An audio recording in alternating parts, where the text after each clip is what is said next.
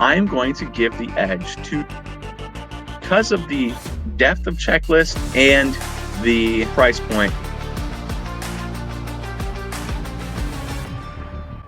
Welcome, everyone, to Digging Corners, a baseball podcast powered by Slab Stocks. I'm your host, Nate, and today we are going to be talking about 2019 Topps Series 2 compared to 2020 Topps Series 1.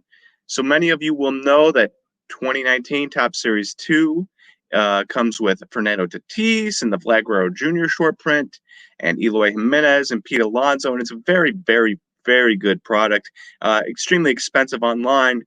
And then you probably know about 2020 Topps Series 1, also a very good product, but cheaper than Topps Series 2. So we are going to compare these two products. We're going to compare the players inside the two products, and I'm going to try to come up with what I deem as the better deal. So to do that, we're going to be doing a lot of screen sharing today. If you've noticed in my recent videos, I've been doing more screen sharing. That's because then you can look less at my face, which is, I don't want to have to burden you with looking at my face. And then also, easier for you to check my work. You can see exactly what I'm looking at as I'm doing it instead of talking about it. So if you're watching on YouTube, you'll be able to see that. If you are just listening to podcast form, you won't be able to see that, but we will still cover all the information so that you can get it into your ears. And, you'll still know everything that the YouTube people will know. You just won't be able to see it. So we're going to do a lot of screen sharing today, so let's just get right into it. So we are looking at Topps Series 2 hobby boxes. I want up top 2019 Topps Series 2 hobby box on eBay, and you're looking at prices. And $285, that's a bit expensive there, but we're looking at $250 auction, $245 auction with shipping, $299, $299. Some people will just spend what money they want, just to get their hands on a box. Mid 250s, 260 there. So we'll say $250 for the Topps Series 2 2019. Now, if we go over here to Topps Series 1, you're looking, I put 2020 Topps Series 1 hobby box in there. Some UK and Series 2 and stuff came up, so I minused them out. And you're looking 150, 145, 150, 145 for the last, 145 again for the last 5 sold, so around $145 box. If you remember, these boxes came out at Brewtown, which is the only store in the Milwaukee area that I go to, and so it's my only reference point for prices. At Brewtown, when they came out, hobby boxes of Series 2 were like $50. And hobby boxes of Series 1 2020 were about $75, maybe $70. And so double the price, Series 1, that's a really good deal. But Series 2 has 5 times the price so far that it came out at. Either one you would have bought a really good deal. But that being said, let's dive in to the, because you're making money on either, is what I'm trying to say. Let's dive into the cards. And so I have for each set, just so we can see the prices on the players. And then we're going to dive into the players more and get some head-to-head comparisons if we can. So right here, 2019 Topps Series 2, put all the names in that I wanted. Pete Alonso, Guerrero Jr., Eloy Jimenez, and Fernando Tatis Jr. And then PSA 10, because that is the easiest way for me to gauge value here. So we're looking at the Guerrero Jr. short print. That is about $110. The SP non-numbered short print from Guerrero Jr. That's $110 in a PSA 10. You'll notice that dropped all the way from about 180 at its height, and it was hovering around maybe 140, 150 during the season. That is down to 110, maybe a buying opportunity. You'll notice Pete Alonso, PSA 10 rookie, $35. This one's also, $37, but $35. We'll say $35 for Pete Alonso. That is also a cut in half from his height of around $70, $75, $80. Back before the season started, Pete Alonso hype was really high. And Pete Alonso probably kind of a buy right now, as that we'll get into his stats later. But he had 53 home runs. The hype was really high. If he didn't match that pace with 53 home runs, and I know we had a 60-game season, but he wasn't on pace for 53, you're looking at a guy whose value is just going to go down because if you are head and shoulders that much above the rest of the league, you need to continue that pace for people to keep excitement up on card prices. Once that dropped, prices were going to drop. Now would be a decent time to buy because Pete Alonso is probably going to come back and hit, lead the National League with home runs, hit 40, 45 home runs, and that hype will be just right back up. Maybe not $70, but you might make $20 a card here. So that's a pretty good deal. Definitely a buying opportunity. I don't love Pete Alonso myself, but just knowing how people react to hype and how they react to home runs and stuff, I definitely think Pete Alonso definitely has 40, 45 home runs in him. And I wouldn't be shocked to see these be $50 cards in the middle of July when he's on pace for it. Fernando Tatis, one card lower, we've got 155, 155, 155. So Fernando Tatis, top series 2 right now, PSA 10 is a $155 card. We'll round it up to there or round it down depending on where you're looking at. And so that also cut in half from its high. Its high was, I don't know if it hit 300, but it was pretty close, maybe 275, 280 in there. And that's almost cut in half there. Definitely another buying opportunity. Now, the hype was really high for him when he had that one amazing week. He had a pretty rough second half of the season, but a lot of guys had rough second half of the seasons. You're looking Luis Robert, Kyle Lewis, who we're going to talk about later in this video. Other guys that I just can't come up with off the top of my head. But 155, probably a buying opportunity there. And then last but not least, Eloy Jimenez, $55 there. $55 there, rounded up a little bit. $45 here, $50 there. So the last couple cards, we'll say a $50 card, meet in the middle for Eloy Jimenez Top Series 2. And those were, the Topps Chrome I know were up to $100. I don't know if the Top Series 2 made it to $100 of PSA 10s, but they're definitely in the $70, $80 range. So actually he's dropped less than the other guys on a percentage basis, Eloy there. And, I can't blame people because Eloy, you're probably going to look up next year and he's going to be leading the American League in home runs or have multiple years in a row where he's hitting 40 home runs and batting 300. He's a really good hitter. And we'll get into his defensive issues in a little bit. So those are the 4 guys from Top Series 2. Now let's look at the 2020 Top Series 1 guys. And so I did the same thing. 2020 Top Series 1, put the guys in parentheses, minused out the things I did not want to see.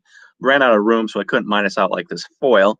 But $100 for a Gavin Lux PSA 10 foil seems like a pretty good deal if you can move from the Dodgers. But I digress. Bichette, $65 PSA 10. Yordan Alvarez, a $40 PSA 10, which is a drop, by the way. I think he got up to $60, $70. Bichette was up to $100 at one point. Gavin Lux, $45 PSA 10. He was up to $70. Randy Arozarena Clear, PSA 9, $700. Whoo! I can't imagine being the person that got a Randy Arozarena Clear and was sitting at it in like Randy Arozarena and then watches the postseason happen and realize you're sitting on a gold mine. That'd be amazing. But if we go a little farther, Kyle Lewis, $55 for a PSA 10, $63 for a PSA 10 there. This Bichette actually way lower at $55. Did I cover them all? Gavin Lux, Randy Arozarena. We haven't had a Randy Arozarena PSA 10. And it doesn't look like there is going to be one anytime soon. It's tough to tell if there's actually been any PSA 10s graded. I'm sure there have. I imagine it's going to be a $50 card. We're going to take a guess and say a Randy Arozarena PSA 10 is $50 for this exercise. I should have looked it up a little bit better and actually gotten a price. I wasn't actually paying attention. I just looked up the search and then said, all right, move on. So that's on me. Now, one thing about Randy Arozarena's market is that he just had a Topps update in a Rays jersey. And somebody pointed out to me that I was probably looking at it wrong and that this is the rookie and not his Rays one, when in fact, like somebody like Austin Meadows has a Rays jersey and a Pirates jersey, and the Rays one sells for more. So we'll see what happens with that market. Maybe this card won't be very valuable, and it takes the shine of Series 1 off just a little bit. For right now, we're going to say $50 for this exercise, and we're going to move on. So now we're going to go through comps for these guys. And so I'm going to have one guy, Fangraphs page from Topps Series 2, and then we're going to have one page from Topps Series 1 2020. And so we're going to compare. So I'm going to be comparing Fernando Tatis to Bo Bichette. I'm going to be comparing Eloy Jimenez to Yordan Alvarez because shortstop and shortstop, Fernando Tatis, Bo Bichette.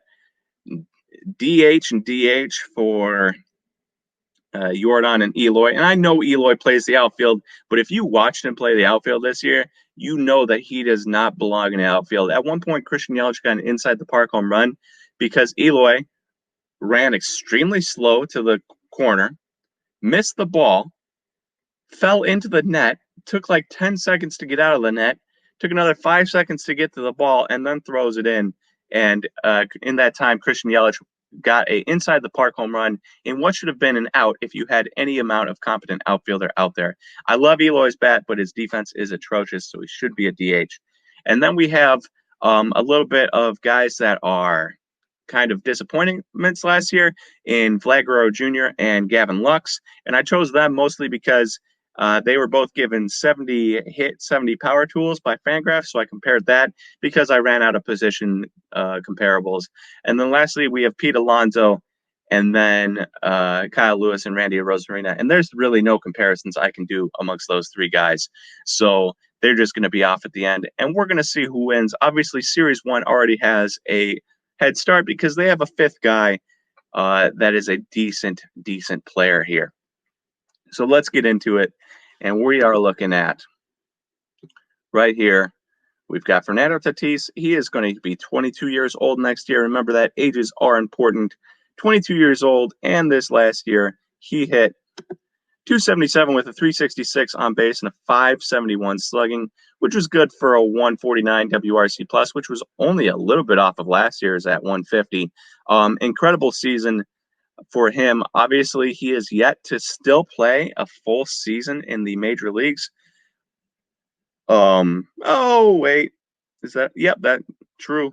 So we're at what, 143 games there in his career out of 2 seasons. So he hasn't hit 162 games yet, but he's been amazing through this stretch of 2 seasons. He raised his on base percentage this year. He lowered his strikeout percentage. He raised his power.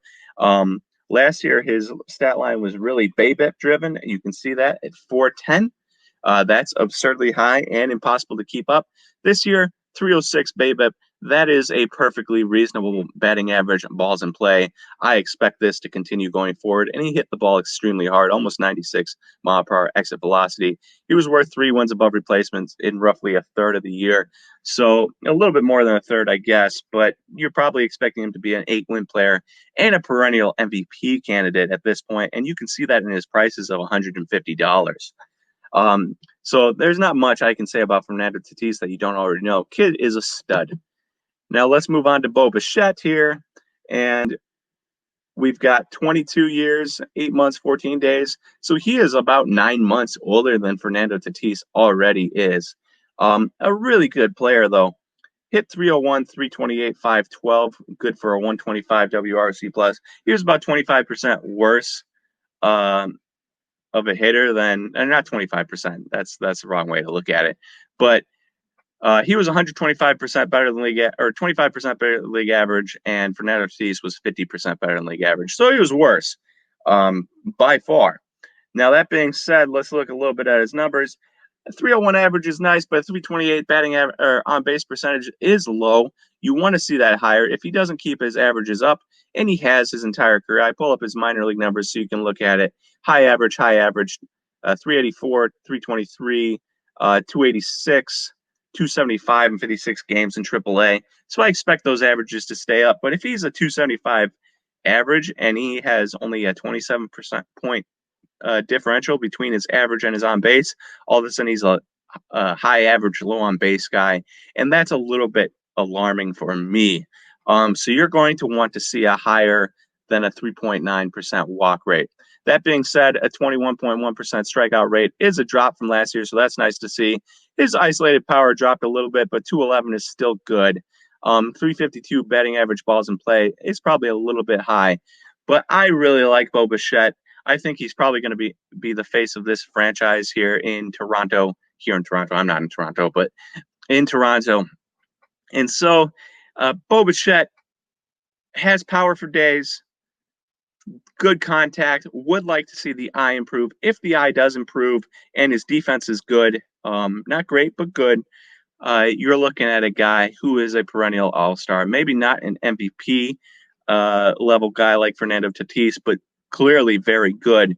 The difference between him and Fernando Tatis isn't a huge chasm. It's decent size, but it's not a huge chasm that's breachable. I think maybe at his best, Bichette is probably like a 6-7 win player, whereas Fernando Tatis is probably a 10-win player. So you're looking at the difference in prices there, and remember we talked about Bichette being between $60 and $70 a PSA 10, and Fernando Tatis being $150. So Fernando Tatis definitely has the edge there, but Bichette being half the price, pretty good deal. Two Bichettes for one Fernando Tatis. I like the odds of Bichette going up higher. Price is going better percentage than Fernando Tatis. I really butchered that, but I hope you understand what I was trying to say. Now, let's move on to my second comparison, and that is Eloy Jimenez and Yordan Alvarez, again, because they are both kind of shortstop DH type of guys. Even though Eloy plays the outfield, he shouldn't be. So let's look at Eloy here, and we've got right away, pops off the page, raw power 80, grade raw power when he gets older. That's the projection. Well, this year he was amazing. 296 on average, 332 on base, and a 559 slugging, which was good for a 141 WRC plus. He was worth 1.7 wins above replacement, and that was even with his bad defense. 14 home runs in 55 games. That is 3 games over a 162 game pace. That's essentially a third of the season. We're going to say it's a third of the season. If you take 14 times 3, you are at 42 home runs on the year. And so we are looking at a 40 home run pace for Eloy Jimenez, and that doesn't shock me. I'm expecting him to hit 40 home runs a season. I'm expecting you guys and me to look up at the end of next year, or maybe the year after that, and Eloy Jimenez leads the league in home runs, or at least the American League. If that happens, Eloy Jimenez Top Series 2 PSA 10s for $50 are going to be in that $70, $80, $90 range. I would not be shocked.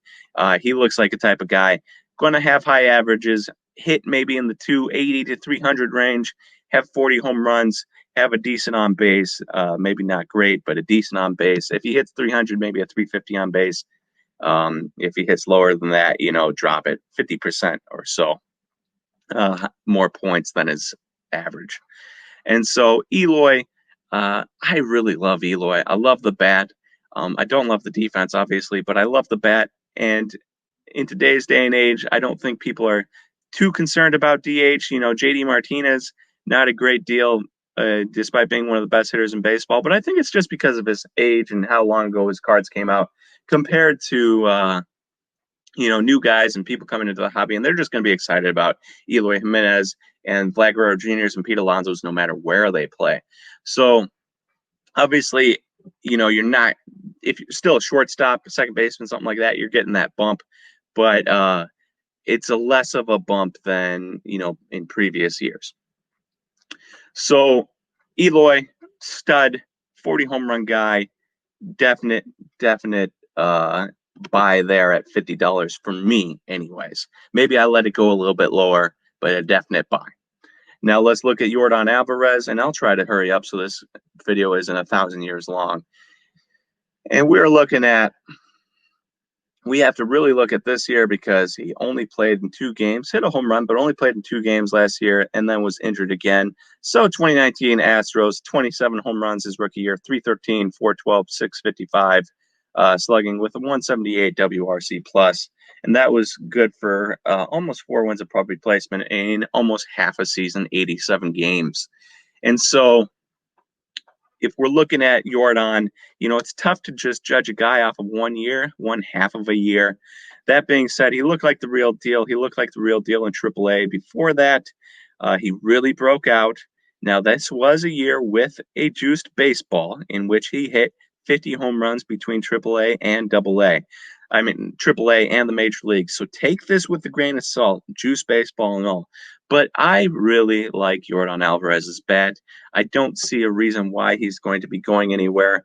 His BABIP was a little high, and his isolated power was ridiculous.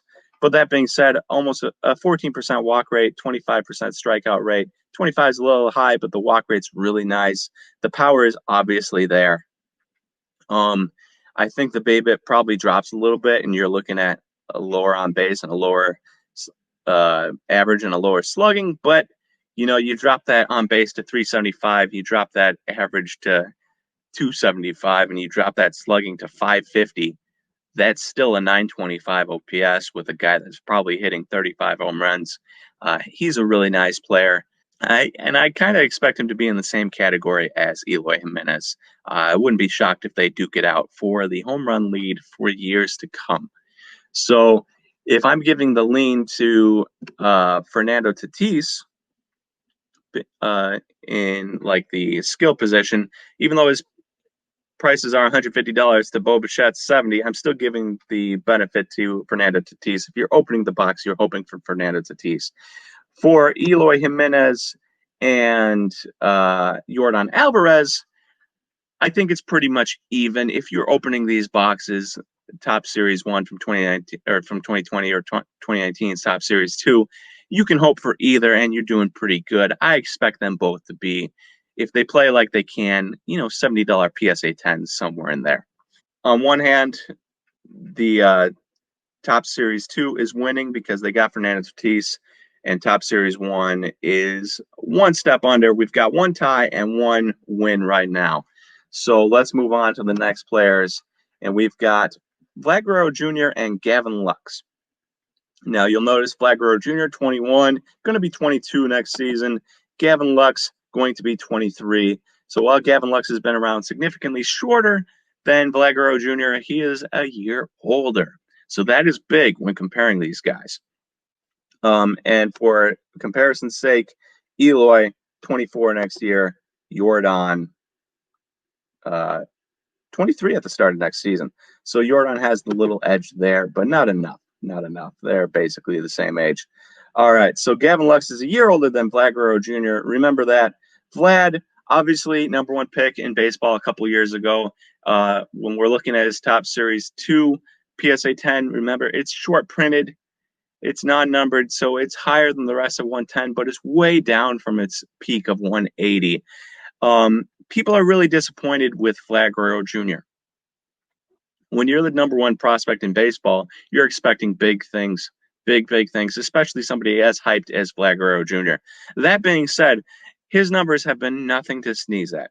As a 20-year-old, in the majors for the first time, he had a 105 WRC plus. You see it right here if you're watching on YouTube. That's 5% better than league average. You cannot sneeze at that for a 20-year-old. As a 21-year-old, he upped that to a 115 WRC plus. His numbers on the year: 262, 329, 462 on slugging, which was good for a 115 WRC plus. There is nothing wrong with that. 8% walk rate to a 15.6% strikeout rate. Those are really good numbers, really good numbers. On the year, you're probably looking at a 25 home run pace there, 60 games, 9 home runs in those 60 games. You're expecting a little bit more from him, but a 115 WRC plus, he's trending in the right direction. His isolated power is a little bit low, but his BABIP was low, 282. If he raises that a little bit, you're probably looking at last year's numbers, but with increased power. And so if we go down here, now Vlad Guerrero Jr. is the only guy I'm going to go down the page on. You'll notice something here, and that is, he's spreading the ball around a little bit more. He's pulling it a little bit more, 41.5% to 41.3% last year. That's minuscule, basically not even there. But then he 35% to center and 23.5% to oppo, which is a little bit better than last year, 21.9% to opposite field. So he's spreading the ball around a little bit better. That's nice to see. What else is nice to see is that while his medium contact went up by 2.2%, between the 2 years, 47% last year to 44.8% the year before that, his soft contact dropped by 6%, and his hard contact went up by 4%. So that is really nice to see that the hard contact went up, the medium contact went up, and the soft contact went down. Obviously, we'd like to see the medium or the hard contact go up even more and the medium contact maybe stay the same, but I can't complain. Here is the issue with Guerrero Jr., and you'll see it right over here. It's this 54.6% ground ball rate and this 1.96 ground ball to fly ball rate. So he's almost hitting 2 ground balls per 1 fly ball, which is not something that you want to see. A guy with Guerrero Jr.'s contact and power and relative lack of speed, I don't want him hitting the ball on the ground. I want him hitting the ball in the air. I want him using his power, and I want to see him hitting home runs. So I'm kind of torn on Vlad because I love him. He's trending in the right direction, and yet if he doesn't stop hitting the ball on the ground, he's never going to untap his full potential. You watch Christian Yelich stop hitting the ball on the ground, and all of a sudden, boom, potential amazing. Eric Hosmer at the beginning of last year stopped hitting the ball on the ground, boom, a potential amazing. He then reverted back to hitting the ball on the ground, which was unfortunate, but for about a month there, Eric Hosmer was a really good player. Guerrero Jr. needs to do the same thing if he wants to really break out. But if he does, you are looking at an absurd player. This guy is going to be absolutely incredible if he stops hitting the ball on the ground. I mean, a 8% to 15%, 8% walk rate, 15% strikeout rate is incredible. He's got a ton of power. He's got really good contact. Now he just has to stop hitting the ball on the ground. His other numbers are trending in the right direction. His hard contact rate, everything like that. It's all trending in the right direction. Now I just need him to stop hitting the ball on the ground. I know I've said that multiple times, but I want to make sure you understand that he could be an amazing buy if he just changes some things. Reports are he's lost a lot of weight this offseason, so maybe that helps. Maybe he got by on just, skill before, and now he's going to have to train really hard. But I believe in Guerrero Jr. I hope you do too. I would not sell him. Hold him. Maybe don't buy him until you know that he's going to start hitting the ball in the air, but at least hold him and give him a chance. He's still young. He's not even 22 yet. On the other end of the spectrum, we have Gavin Lux. Also a disappointment, but for a different reason than Guerrero Jr. Now, Gavin Lux was all the way up to number 2 in the MLB pipeline prospect list this past year. He's a really good player. He's from Wisconsin. Shout out Wisconsin. Shout out Brewers.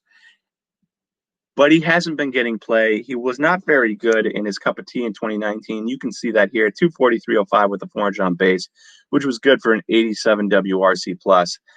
Not great, 13% worse than league average there. You want better from him. Coming into this year, I expected him to just have the second base job with the Dodgers. That did not happen. He got in at the end of the year, played 19 games, and was somehow even worse. A 175 average, 246 on base, and a 349 slugging added up to a 63 WRC plus, which is 37% worse than league average. Not good. Not good. That being said,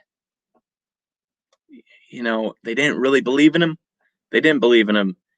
And so if he can get traded from the Dodgers and actually get full playing time somewhere else, maybe I bring it up a lot, but the Brewers trade Josh Hader, and Gavin Lux is one of the guys that comes back and gets full-time playing at third base. We'll see what he does. That being said, I don't think I'd buy Gavin Lux right now. That's a big risk. That's a big risk, expecting the Dodgers to trade him or to play him, and he's been pretty bad in the majors. So I don't know. I'm torn on Gavin Lux. I want to love him. But I just don't love the situation he's in. So for that reason, I give the edge to Guerrero Jr., who is trending in the right direction. I know we're talking about a short print. You also have his Topps Update PSA 10s you can buy. But Guerrero Jr. short print for 110 compared to Gavin Lux for 40 PSA 10. I know you can get 2.5 Gavin Luxes for the price of one Guerrero Jr., but I just believe in Guerrero Jr. a little bit more in his situation, and the fact that that card is short printed makes it a little bit more valuable than a base PSA 10.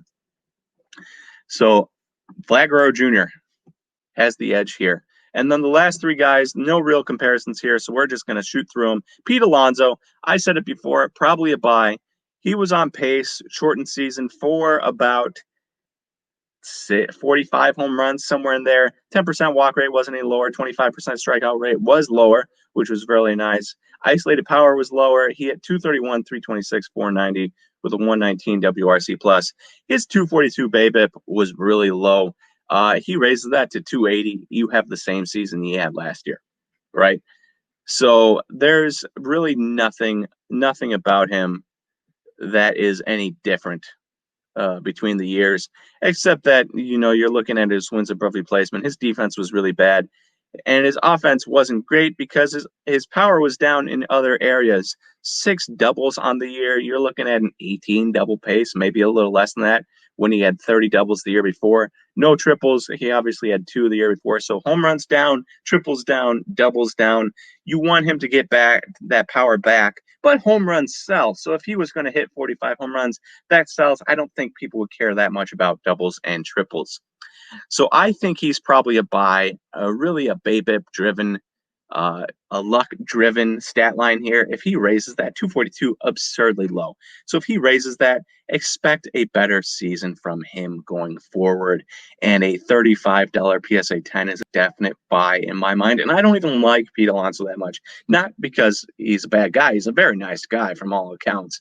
But because I just don't love first basemen and power hitting first basemen that don't do much else. A low average, high on base, high power type of guy. That's fine, but that's not somebody I want to invest my money in. That being said, $35, pretty good deal.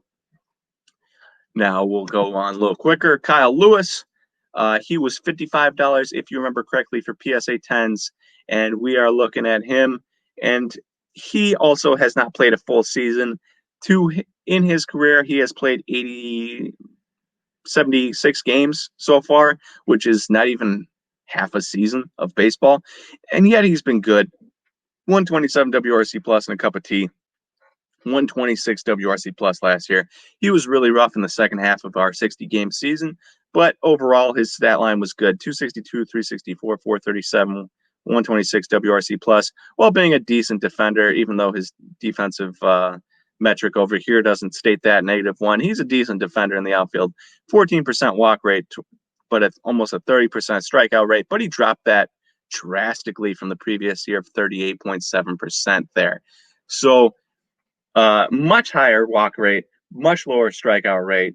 If he can keep those trending in the right direction, I really like Kyle Lewis going forward. Obviously, 30% strikeout rate is scary, but when you take the full package, and I'm always remiss to invest in guys that strike out a ton, but if he continues walking at that rate and he continues hitting home runs, he was on like a 30 home run pace this past season, and if he steals double-digit bags and plays decent defense, I know he's on the Mariners, but I really like Kyle Lewis. It all comes down to if he keeps the other things up. The strikeout rate is always going to stay up for him.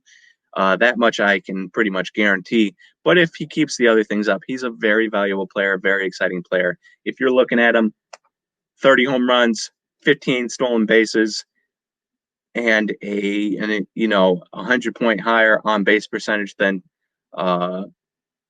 average. If he's a 250, 350, 500 hitter, people will like that. 550 hitter, if he gets to 900 OPS, people will like that.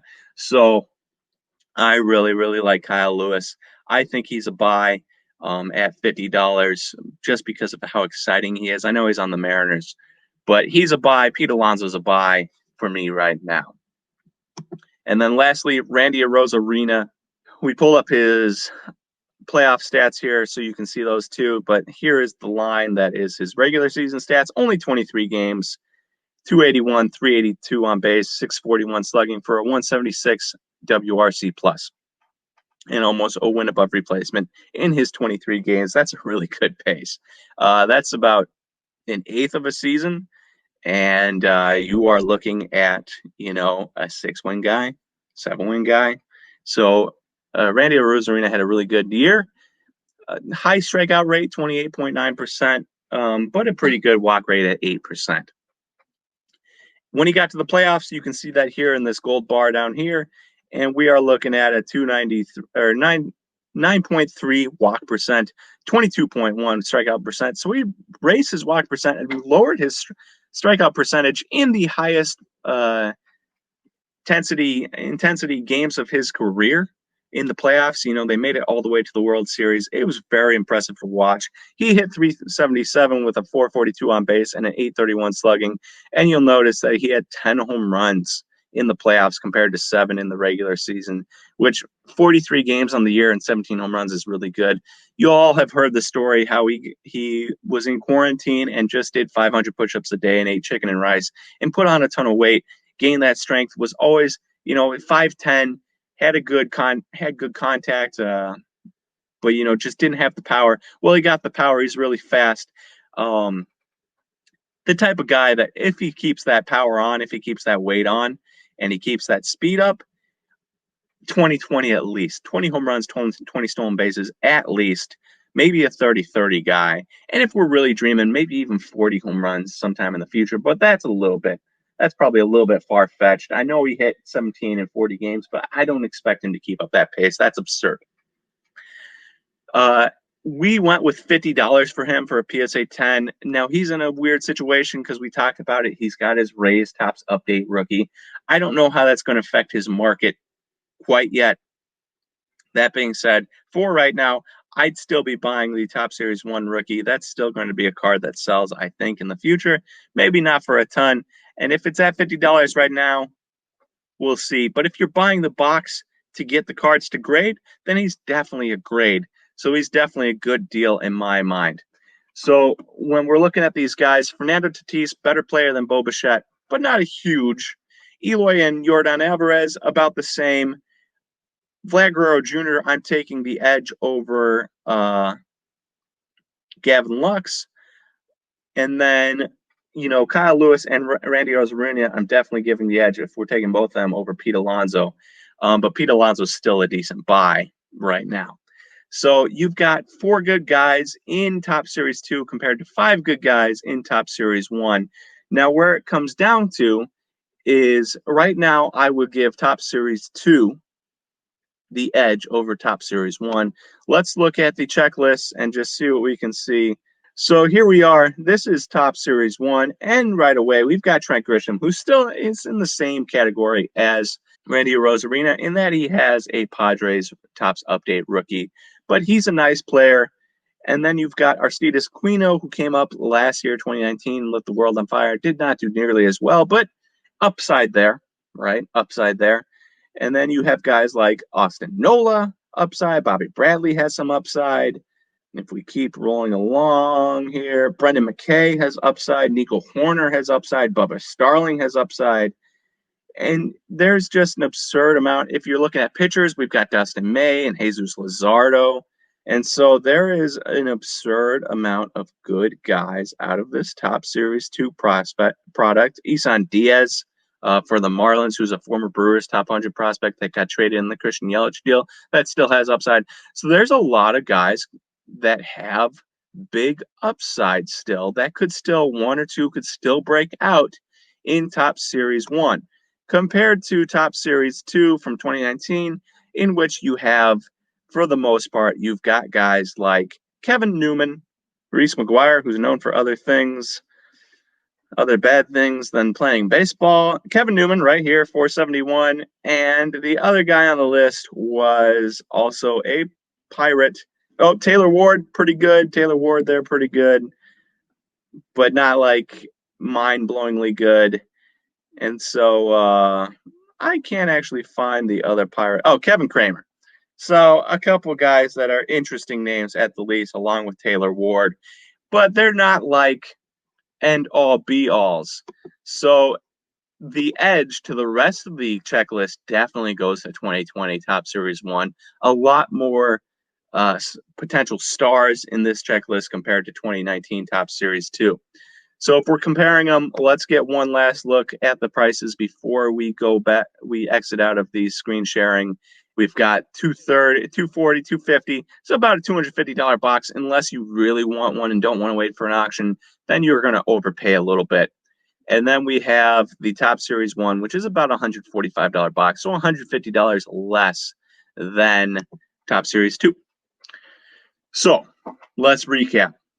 Fernando Tatis is the big guy in both of these sets. He's the big money. He's the guy that looks like he's going to be a perennial MVP, and he gets the edge, especially on Bichette, the other shortstop in the set from the other set. But he gets the edge over everyone, and that lifts Top Series 2 up, in my mind, significantly. But then after that, we've got pretty even guys, right? So Series 2 is still going up because Eloy and Jordan similar. Pete Alonso and Kyle Lewis and Randy Arozarena similar. Gavin Lux and Vlad Guerrero Jr. Vlad, I give the edge, but Gavin Lux, if he gets out of that situation with the Dodgers, I still like him. Series 1 has the extra guys. That goes up a little bit. And then also they have the better checklist with the extra players, the Jesus Luzardos, the AJ Pucks, the Dustin Mays, the Isan Diaz's of the world, all those guys. I know pitching cards don't mean a ton, but there's still some value if one of those guys breaks out into being one of the best pitchers in baseball. You're still going to be happy you have those cards. Brendan McKay, guys like that. Right now, with the extra checklist, I still think I give a slight edge to Series 2 because of Fernando Tatis carrying the whole thing. But there is a lot more wiggle room for you to get good players in Series 1, especially because the Vlad Guerrero Jr. short print is much harder to get than any of these guys. So you really have like 3.5 cards here to 5 cards here that are worth money when graded. We have to look at price. Right now, they're probably pretty even, maybe still a little edge to Series 2, solely because of Fernando Tatis and the absurd prices he could get to. But then you look at price, and you're looking at $250 to $150 or $145, and that's Series 2 to Series 1, respectively. And that is where I say to myself, all right, maybe I'm going Series 1. I know I'm not going to get a Fernando Tatis, and I know I'm not going to get Eloy or Pete Alonso, who look like they'll probably lead the league in home runs. But for my money, the easiest way to get my money back is by going with Series 1 and hoping you hit all 5 of those guys or 4 of those guys. And if you hit 2 PSA 10s and you hold on to them for a little bit, Bichette goes back up to $100. You have Kyle Lewis and you get 2 PSA 10s on those 2 cards. You've made your money back. If you go and you get a Topps hobby box and you don't hit a Vlad Guerrero Jr. short print, and maybe you don't hit a Fernando Tatis, because I did not hit a Fernando Tatis in every Top Series 2 box I bought, you're in trouble. You're in big trouble.